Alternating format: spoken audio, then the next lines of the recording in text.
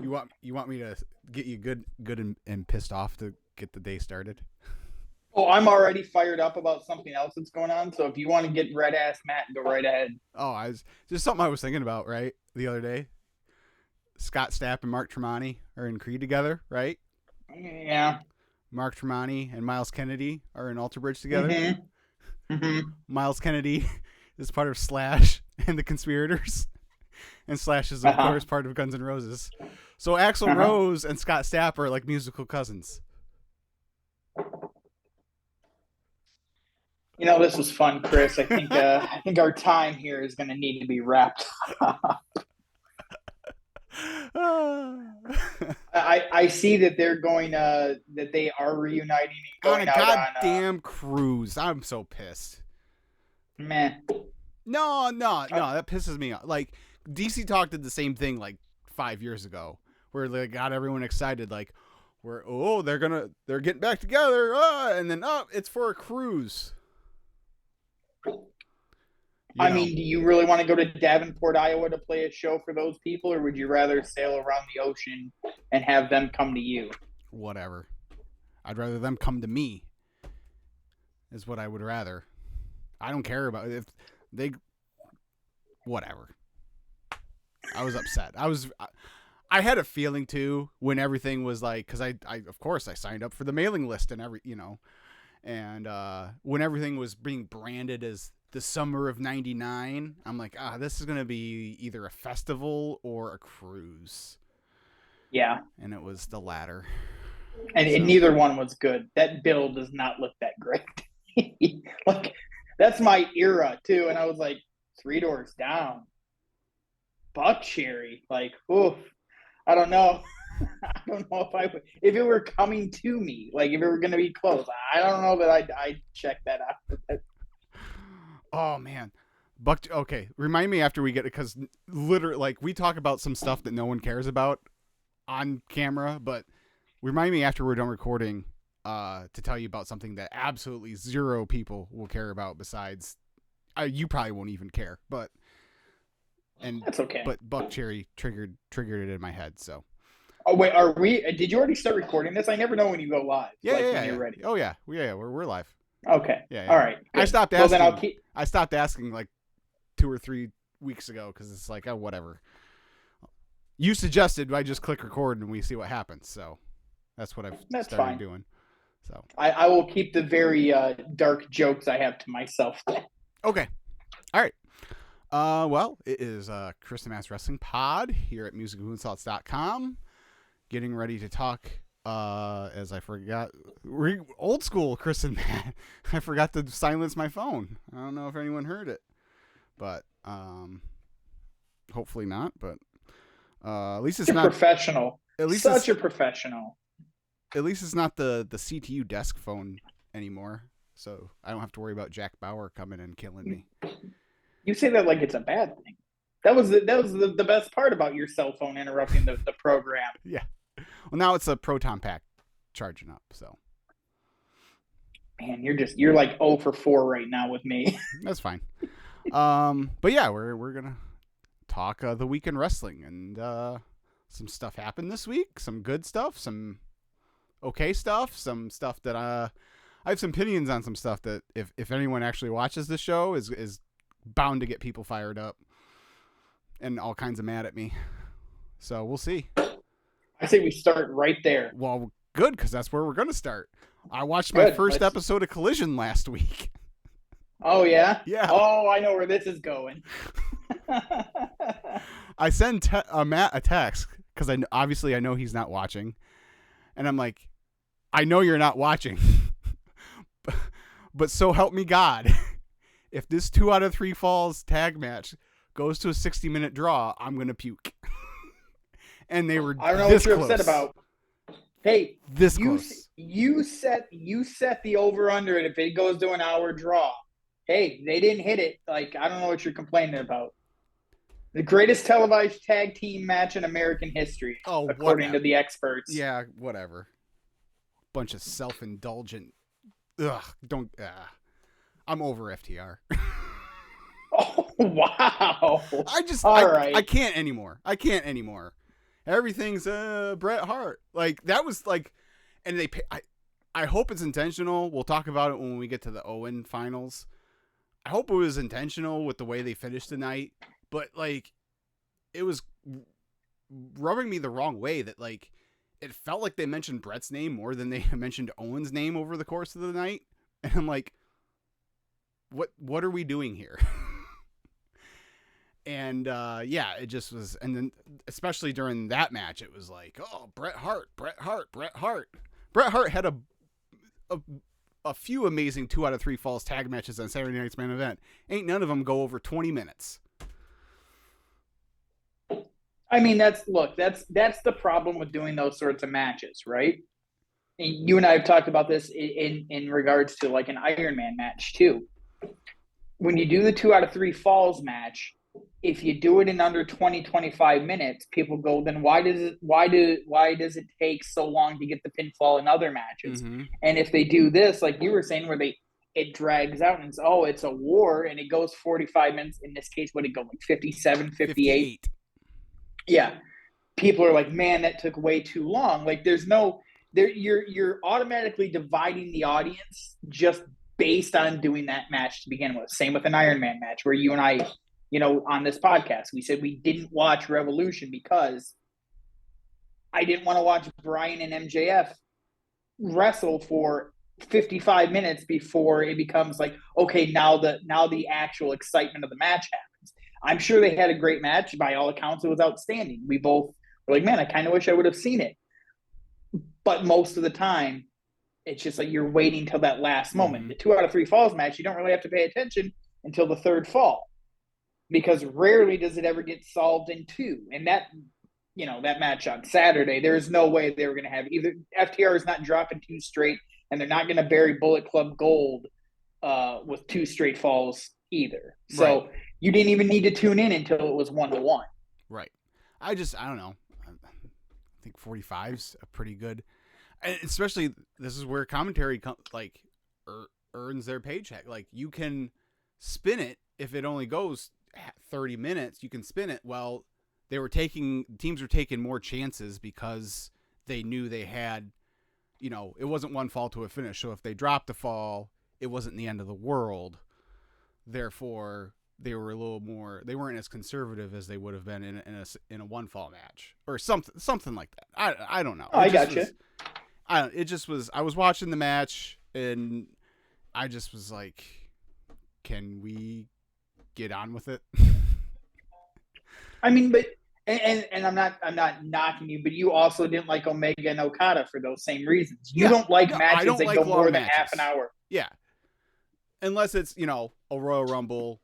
Unless Shawn Michaels is in it, then it's the greatest thing ever. No, I don't like that Iron Man match either. So I don't know. It just I was just like, okay, I'm in the minority. I get it. So I was just gonna say, if you take the time element, like I look, there's a lot of negativity. I have not seen anyone complain about anything from the match other than it dragged a little bit. But everything. It was a fine match. Like I'm not saying the match sucked. It just they could have cut 15, 20 minutes out of it, and I would have liked it just as much, if not better. So, but again, that's just my personal preference. But how long was Blood and Guts? That's different though. There's there's different things happen. Like there's a new person coming in every few minutes for the first half of the match, and then the second half, it's like, okay, well here comes the bed of nails. Okay, well here comes here's the thumbtacks raining down from the top. So you need the Gaga. You need all the Gaga. Okay. Yes. That's why I said, like a Royal Rumble, there's a new guy coming out every 90 seconds, 2 minutes, whatever the time frame's supposed to be. Like, there's something new happening. I'm a millennial. I have a short attention span, Matt. I'm starting to question whether you're a wrestling fan, because all I ever hear is, I don't like the wrestling matches. I like the short stuff. Give me the short and sweet of it. Give me something new every few seconds. That's right. You're part of the problem, Chris. I am. That's fine. I'm okay with that. The Owen finals were also on Collision. Willow Nightingale won the women's. Pretty good match between her and Ruby Soho, and now she's wrestling for the Ring of Honor women's title tonight. So we'll see how that goes. And then Ricky Starks, and this is what I was talking about. If this was the intent all through the night, kudos to all involved. And if not, then it was just a happy accident. But like I said, after all the talk about Brett the entire night, the Ricky Starks CM Punk match ends with the WrestleMania 10 finish. Right. So you know that was intended. Oh, I'm sure. That was the minute Punk was like, "Oh, I'm going to put Ricky over." It was like, "Okay, we'll do the roll up." No one will see it coming. Yeah. And the people that get it will be like, "Oh my God, this is incredible!" And the people that hadn't seen it will be like, "Oh, whoa, Ricky." Yeah. Ricky got him. And now we're back in the what are they doing with Ricky Starks thing, because he wins the match by holding on to the rope, which whatever, fine. And then they fly Liger over to have him stand at the top of the ramp for 5 seconds while Ricky comes up, yanks the cup out of his hand, and walks away. Okay. Cool. And so now we're like, so are they turning? I feel like, again, we're in the same spot with two different people. Like, they split Luchasaurus and Jungle Boy apart last year. And now, like a year later, now Jack Perry's a heel. They split up Ricky Starks and Hobbs a year ago. And now maybe Ricky Starks is turning back heel? Like, question mark? Like, it's just like, right. Okay. So, it's just another thing where a wrestling company isn't good at capitalizing when they got at least lukewarm babyface on their hands. Is he lukewarm? Like, I don't know. Ricky Starks is one of those guys I keep hearing a lot of people talk about how, oh, he's great, he's the future. I still haven't seen what the hype is about. He's not like, he doesn't do anything at a top tier level where I'm like, yeah, let's see, like, is this guy I want to see more of this guy. He's fine in the ring. He's fine on a promo. He looks good out there, but he doesn't do anything that separates himself from anybody else. And I thought him being with Punk might give them a chance to like let him grow into that role. But now it seems like they're gonna split him off of that. I hope that they just circle back around and it's the thing where Ricky's like, I did what I had to do to win the match. If you can't respect that, I'm out. And then, Punk and FTR are like, no, we get it. You do what you have to do to win the match. I've been there. We've been there. Mm-hmm. It's good that you're seeing this, but no, I think you're right. I think they're going to split them off and try to find something next for him. Right. Whatever that might be. Hey, maybe he'll team up with Better Than You Bebe and like they'll do a trios match. Let's hope not. Aside from that, like I think the right people won. Like you can make the case, I guess, for Ruby winning, but I think Willow's a nice choice, and Punk definitely didn't need it. So right, yeah. So no, I agree, and I think at the very least, Punk coming back and putting over Starks in the finals of that at least shows that, like, well, he's still here. He said when he came back, he wanted to help the young guys and do things well. He did that, Mm-hmm. And I saw some people complaining that, well, if he was going to lose, why not just have Joe beat him? And then down the road, you can go back to Punk and Joe again. And I'm like, at some point, if you're ever going to do that match, you needed to do it now, because who knows if either one of those guys is going to be able to do it again in 6 months. Like, right. And Joe's another one who's been in and out. He's always got something wrong with it. It just get the match. They did the match. It sounded like it was outstanding. Bunch of the ROH heads were like, yeah. Well, and now Punk puts somebody over and you can move on. I mean, if Punk doesn't win that one, like, what's the point in having another one down the line? Like, at some point, you just can't beat someone. Sure. Sure. But brought to you by our SummerSlam main event. Right. Exactly. And I think that was it. But I liked, of course, Kevin Kelly is doing the G1, so it was Ian Riccaboni and Nigel doing commentary. And I liked it. A pretty good team. Riccaboni has some tendencies where I'm like, a little too try hard to me sometimes, but as far as like just a pure wrestling announcer, he's pretty good. So I'm glad, and I guess he's officially signed now, so good for him. Yeah, and Nigel's gotten over the years consistently better than he was when he started. So yeah. Mm-hmm. And I'm a Nigel fanboy. Like, right. I'm just glad that he's around. I fingers crossed they find something. If there's a way they can get him at Wembley, man, that'd be awesome. Right. Let's do something we don't do on this show. Talk about NXT. All right. Dirty Dom. I know the big thing. Dirty Dom, baby. We were all about it. Last week we were both like, do it. Just do it. Let's have some fun with it. And the reaction is there. The social media immediately was just all over it. I think the video of him coming back through the crowd did like 2 million views in the first 24 hours or something. Like, they got a star. Popped another rating as far as much as you can pop an NXT rating. Look, I saw a lot of people complaining about, oh, he's not good, blah, blah, blah. Like, I went out of my way after I mowed the lawn, I came in, and I watched the match before. Was it good? No. It wasn't the worst thing I've ever seen either. Like, he's a very awkward, like, he's very gangly. Like, and he's trying to do all like the stuff, all the Eddie and Ray stuff, and his length just isn't made for it. He doesn't look like a pro wrestler. Like, his build, he doesn't look like a pro wrestler, which is not to say that they have to look a certain way. He's got a body like when Sammy first came to WWE. Like, he's built very much like Sammy. Sammy's gotten a little bit thicker over the last few years, but there for a while he was kind of the same build, just really like long and like skinny. Yeah. His limbs are long. Like, he's not necessarily a tall person, but he just seemed like his legs especially are just like huge.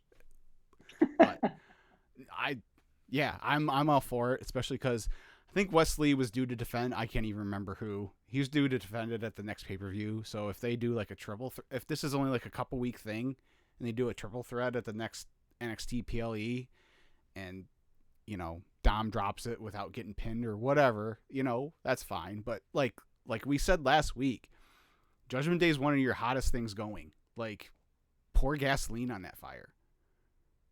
Exactly. Well, and when Dom walks out on Raw on Monday, the reaction there, he's going to get, it's just another way to keep that stream of booze where he goes to talk. But this time he's the champ, and he's going to be able to shout him down and say, and even though everyone knows it's not legitimate, it's going to work. Because when they do the rematch, people are going to be pulling for Wes to win. But like, it's going to make Wes a bigger star at this point, and it's going to give Dom something to brag about for months. Even though, because he's not accomplishing anything major on the main roster, he's still in that mode of like, he's the guy that takes the pinfall most of the time, and he's not the success of the Judgment Day. Well, now he's got something to hang his hat on. He'll run that into the ground, and it'll help. It'll help with him. Yeah, definitely. I'll go a step further. You sent me the text on Tuesday, and I'm sure it was in response to this. Like, we know Seth's opponent for SummerSlam is Finn again. Yeah. Rematch of Palooza. I'd put the title on Finn too. Oh, already you're gonna take the belt off of Seth. Yeah, I mean, yeah, I don't think this belt needs to be. I don't think you need to like hot potato it all the time, but I also don't think like you definitely don't want to have another title that's held on by one person for, especially at the rate that Seth is defending the title. Like, I don't think it's a bad thing. Like, if he loses at SummerSlam, sure, especially if and I get it, because then you've got the dynamic of Finn's the champ, Priest has Damien's got the briefcase. Yep. yeah. Well, and then also you could have the four of them walk out with each with their individual piece of. Yeah. But immediately then it to me it falls into so it's just the bloodline again, right? Sort of. But with the internal struggle between the leader and one of the minions, like it kind of falls into the same category too. But yeah,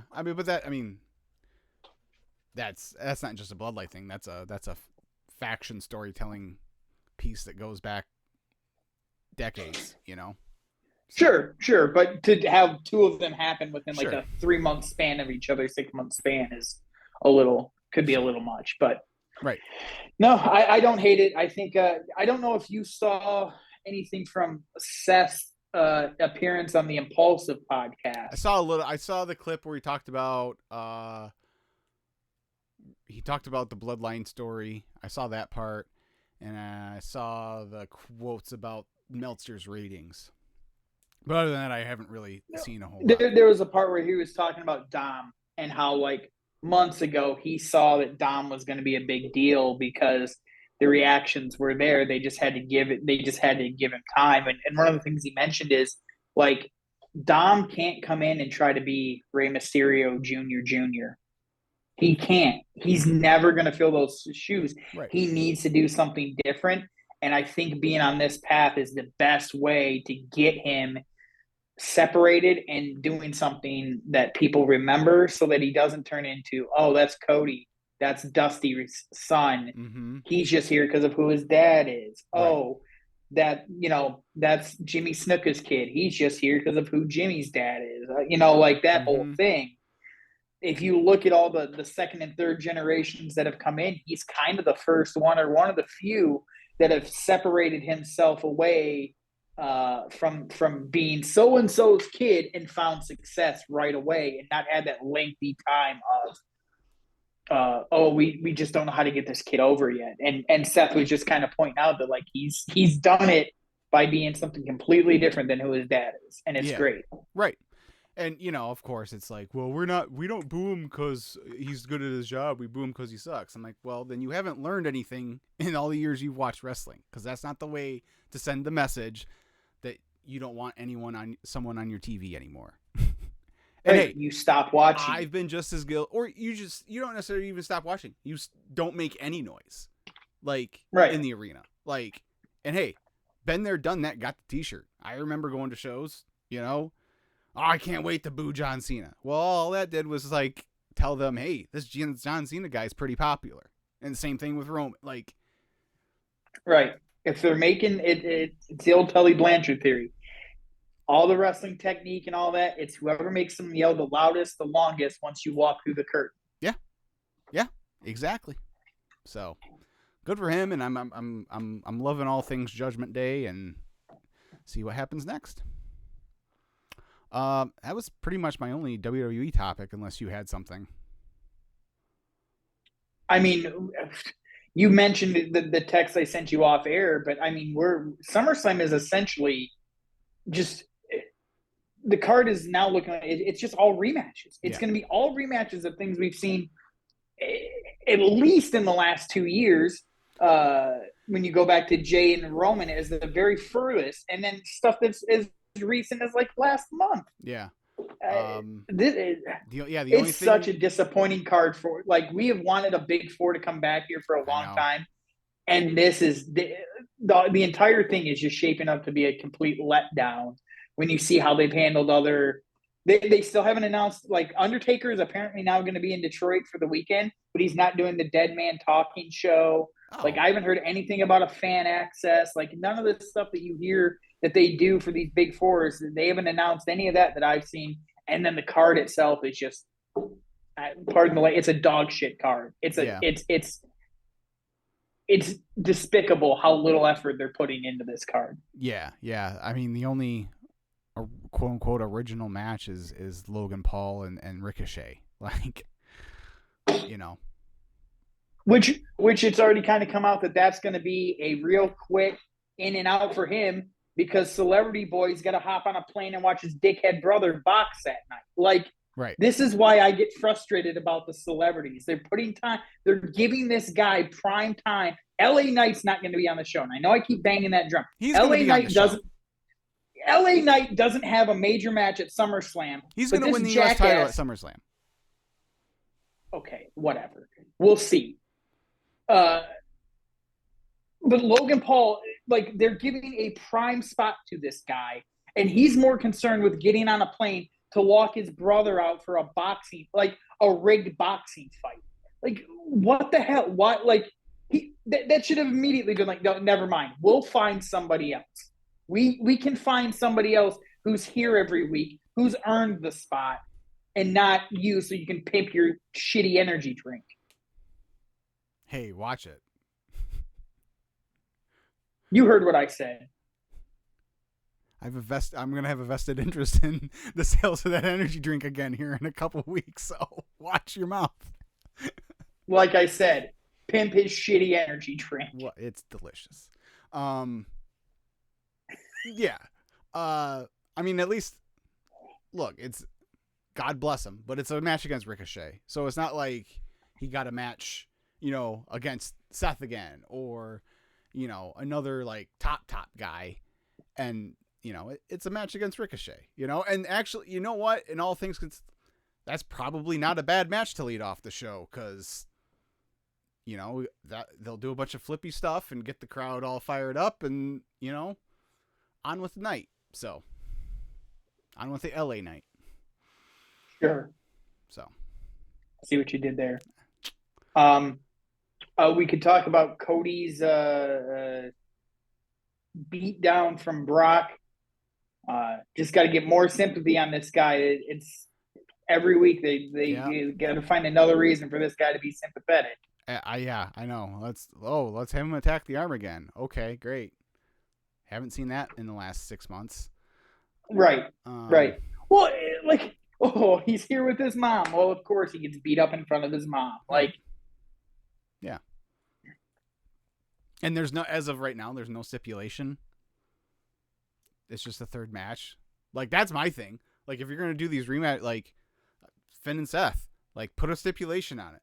Or a gimmick on it. Same thing with Brock and Cody 3. Like, make me think, give me a reason to buy into these second and third matches. Right. I haven't yet. No, not like, from what I've seen, and I could be wrong, there's not a single match on the card that has any sort of like extracurricular attachment to it, but it's all a bunch of rematches. Right. Becky and Trish isn't like anything different, right? I don't think so. At least that first match was a few months ago now.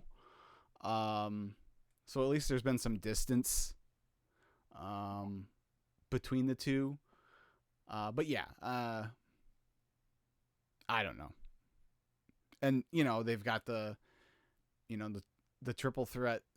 It's probably going to end up being a triple threat for Asuka's title, and that's, we've seen Bianca and Asuka a bunch this year. We've seen Asuka and Charlotte. The only thing that we haven't really seen is Bianca and Charlotte. But it's still, and good thing they had to get the belt off Bianca. Good thing, like, yeah. This goes back to what I was talking about a few weeks ago. Like, if you were going to do whatever, it doesn't. It's clearly they're back in that, we're booking it as we go territory. There's clearly no long-term thought process to 90% of the bookings again, and that can be attributed to Mr. Sexual Harassment himself being back in the fold. Right. Shout out to Eric Young, who is not Mr. Sexual Harassment. Right. He's Mr. Anti-Sexual Harassment. Yes. Thank you for making that clear. All right. Well, Blood and Guts was Wednesday. And Cheers. Well, we're going to talk about that. We're main eventing with the best thing that happened all week. Double clothesline. Yes. Yeah, that's our main event today. But we got to talk about Blood and Guts a little bit. It was good. I liked it, but the Elite should have won because they were like the actual, especially once Brian went down. Like, it's 3 members of Blackpool Combat Club and two others, and so the Elite, Golden Elite, should have won. I wasn't crazy though with Pac walking off, and then Takeshita walk, like that part of it kind of. And in one way I get it, like Mark Briscoe got hurt, so you got to come up with something else for Cesaro for the Ring of Honor pay-per-view. But I don't know, you couldn't think of anything else. You had to use this match, like one of your signature TV matches, to do it. So that bothered me that, the Elite finally triumphed, but they did it because 2 of the other partners on the other team walked off, basically. That, and there was confusion. They didn't make it clear on TV that it was Mox who submitted for Yuta, and right. not Yuta submitting on his own. Which I actually like because he's protecting his young boy. I do too, because otherwise it's just right. like, oh well, we made Yuta the whipping boy again. But this right. way, yeah, right. I like it better too. And once I saw people like talking about it online, I'm like, oh well, that's cool. Right. Because it's also a thing of like, they can't say he's not taking on the training that they're giving him. Like, he was willing to keep fighting, and they were like, no, you need to know. And like, that is brilliant. The rest of it, I'm with you. I didn't really care for what I saw and what I read about the match. But it was, it was fine. They kind of ramped.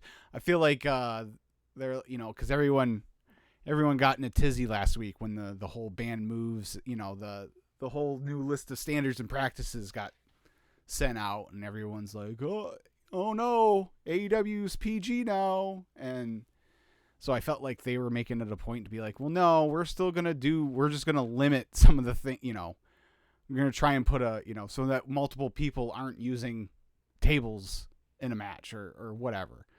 Well, and like, I don't know, maybe Tony Khan doesn't want to get sued. Yeah, maybe that's a case too of like, I don't need someone breaking their neck in my ring and then suing me. Right. And you can't say, well, that would never happen, because it's literally happened in every other wrestling company where an accident is like that has happened. Even though it's an accident, they still get sued and they end up paying a bunch of money for this stuff. Mm-hmm. They don't need I flipped out when that thing with MJF happened, where he threw that glass of tequila on the kid. Mm-hmm. And like, I called for his job. He should have been fired for that. Right. You can't throw alcohol on anybody in the crowd, first of all, but then to do it to a kid, like, that crossed the line. They're lucky that mom didn't sue them for that. Like, right. At some point you got to you can do the fun stuff with the crowd, and you can do the dangerous moves, but you have to reel it in too, because it's not an outlaw wrestling show anymore. Like, it's a major wrestling program that is in partnership with major television broadcasters. They can't be making mistakes like that anymore. Right. The bed of nails spots were ridiculous. Like, Kenny getting Irish whipped into it in the corner. I was like, oh my God. Yeah. And then Mox got slammed on it, and then Ibushi did the standing moonsault on top of him. I was like, oh my God. One thing I wish is you've got a top on yours. Like, everyone complains. Well, not everyone. There's a lot of people complain because WWE's version of War Games doesn't have a top on theirs. Well, they also have a rule that if you exit the cage, your team loses.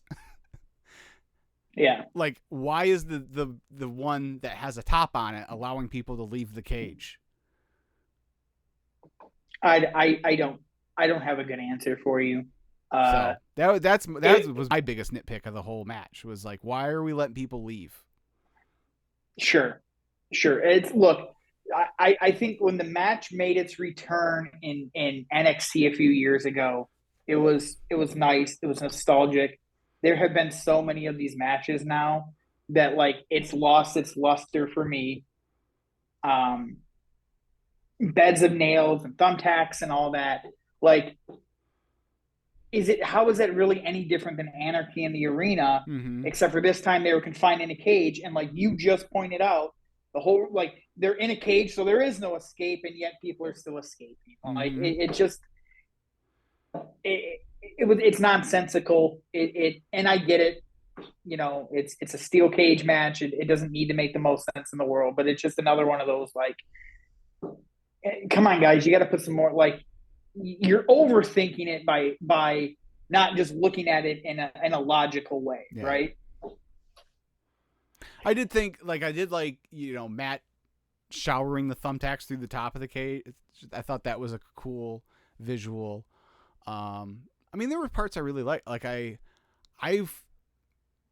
guess I don't know. I should have realized that Kenny would start, but I kind of thought Nick was going to start because he's kind of always been like at least of the Bucks, he's like the workhorse.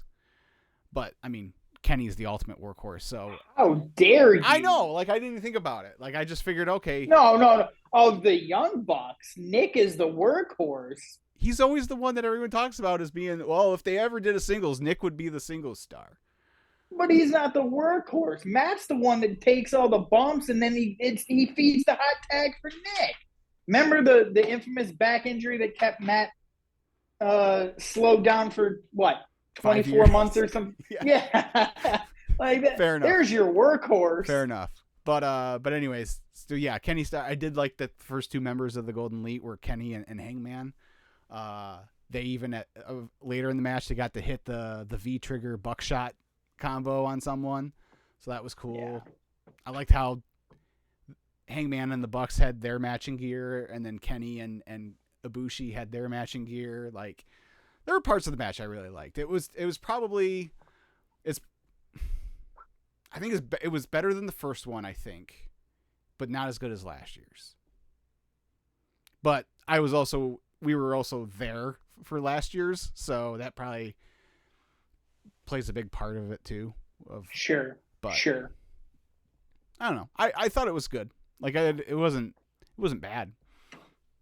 I hope this is the end of it. It seems that this is the end of all of it. Yeah, they all shook hands after the show, I guess. Which is stupid too. If it was, as long as it was off camera, like I don't care. Once the camera stopped rolling, whatever.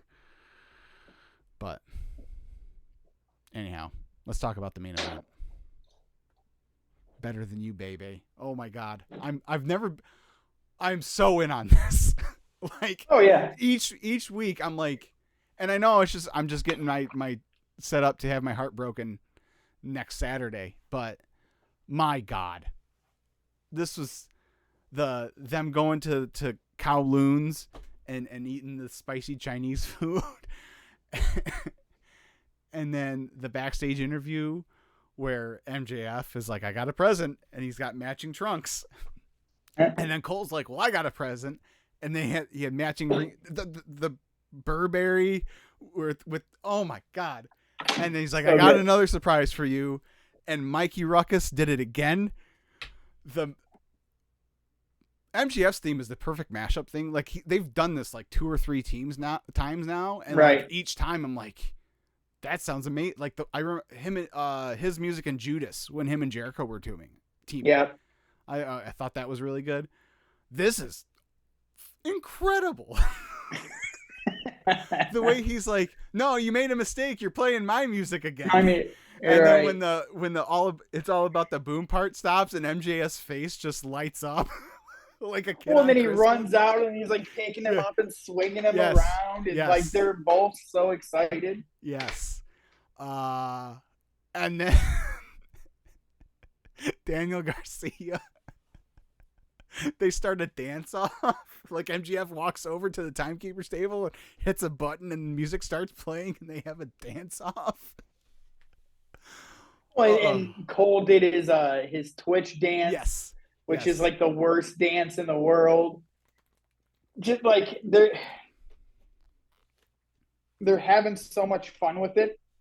I know the world champion is supposed to be like, it's supposed to be a real serious thing. Just leave it alone. let him do that. Let them do this for a few more months. Like get through All Out with these guys, and just let them have some fun for this little run that they're on, and then full gear time you can get back into a world title picture sort of storyline for MJF. Yeah. I just think if you don't have him defend the world title at All In or All Out, you're going to have a bunch of people upset. Well, no, I'm saying you can have him do that, but don't have it be with Adam. Like have him and Cole kind of stay together through this, right? Because you said your heart's going to get broke next Saturday. I think FTR is going to win, but like I said last week, what if CM Punk screws them, right? Or there's another reason to it other than breaking up at MJF and Cole, where they get past the loss together and continue on down the road. Yeah, I'm hoping the thing at the end, obviously, Adam and MJF win the match with the double clothesline, finally. And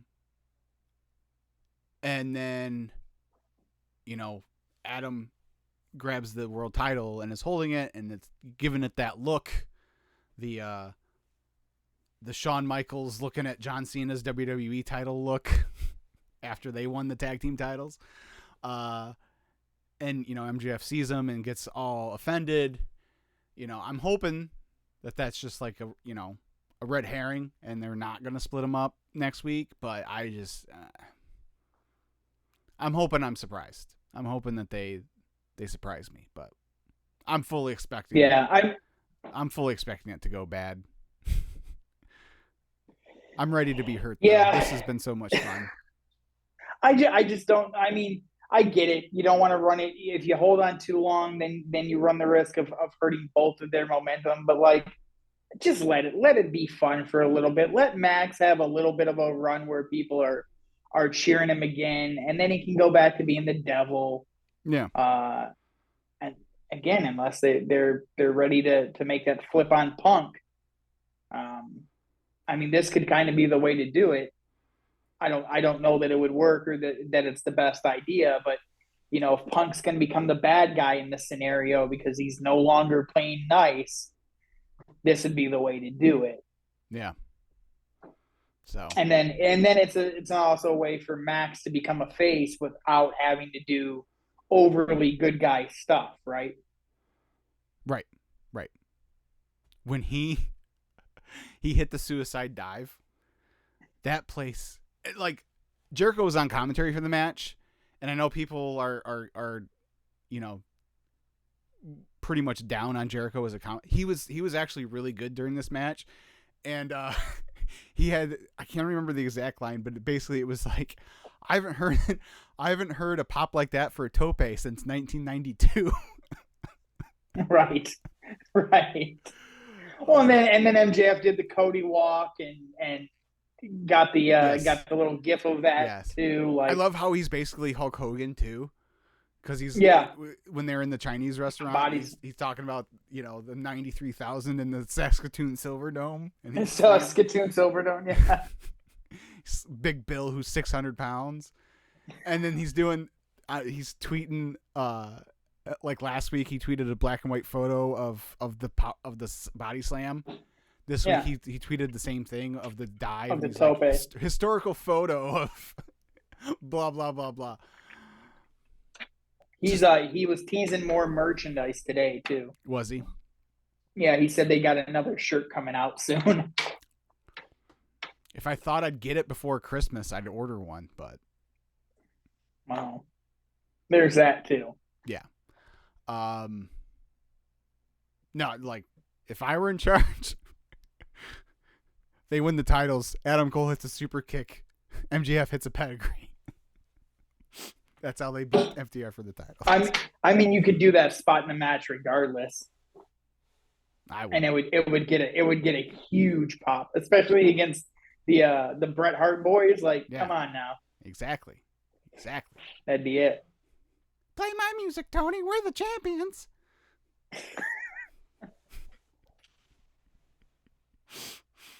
Yeah, that's it though. I mean, it's so great. I was thoroughly sports entertained that whole that whole segment.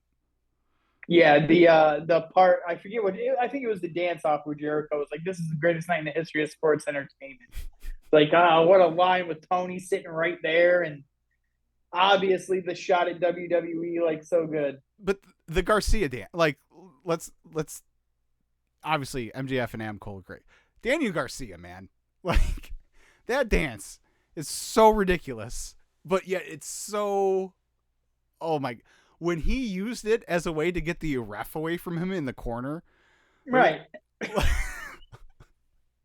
Like, well, I liked it when he did it in the triple threat with Saber and or not the triple, the 4-way with Zack Saber and Shibata. Yeah, where he's just like dancing through those two monsters, kicking the crap out of him. Like, it works. It's and look, you just said it. People are down on Jericho as a commentator. To me, that's the Jericho influence, though. Oh yeah, stick with something and get it over, and people are going to remember. They're going to remember that more than how great of a match it was, because it's all about makes them the loudest, the longest. And as great of a wrestler as he is, he's getting like the dance is getting him over too. Yeah. Like, it's just adding to the bag. Yeah. Yeah. Now, if you can do both, like, that puts you, now you're in Bryan Danielson territory. Like, right. So, yeah. But yeah, it was a interesting week in wrestling. Yeah. Some stuff happened. We'll go with that. Yeah. So next week is our big traveler's guide to Detroit Rock City. If you're planning on coming in for SummerSlam from out of town, we'll have some tips and tricks and best way. Hey, if you're going to the GCW show, here's the best way to get there from WrestleCon or whatever. Sure. All that good kind of stuff. It's at Harpo's, isn't it? Yes. It has been so long since I've been to Harpo's. I don't even remember. Like, I don't even know if the places I used to park are still available. I should probably go take a little ride down there and be like, figure out if I say, hey, this parking lot right around the corner is empty and you should be able to park for free. Could be a restaurant now or something. So they might want to check that out. There's a map gimmick on your phone usually that will tell you those sorts of things. Sure. But anyways, yeah. Well, sir, I think we're going to have to get creative with our recording schedule here in the next few weeks, but we'll talk about that off air as well. I think that's it. I don't think I have anything else. I didn't have anything. All right, cool. You touched on all the stuff I was looking forward to, so. Awesome. All right, well, leave a thumbs up on the video and subscribe to the channel. Tell your friends, musicandmoonsalts.com. And until next week, see ya.